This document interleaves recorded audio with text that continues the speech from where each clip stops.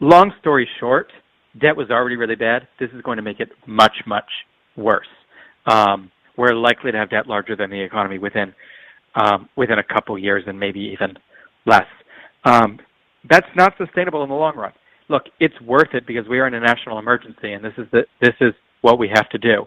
But it makes dealing with the debt on the backside even more urgent. It makes it even more important that we work together to pass policies that can control healthcare costs, which can help the federal government, but also help the private sector. It makes it even more important that we assure that the Social Security, Highway, and Medicare trust funds are solvent.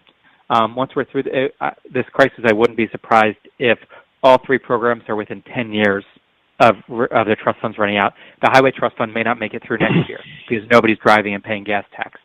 So we got to secure these programs. We got to have a more mature conversation about tax policy. It can't always be cut, cut, cut. We should have a tax code that is pro-growth. We should have a tax code that is fair.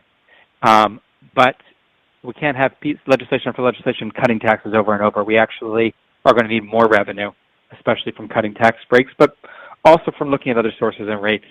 And we need to stop this unhealthy conversation about massive unfinanced expansions of the federal government. If you want big government, you need big taxes. We cannot have Canada's size of government and Mexico's tax code. That just doesn't work. It didn't work before, and even less so now. And if we continue on our current path, it's not clear we will have the fiscal space for the crisis after this one.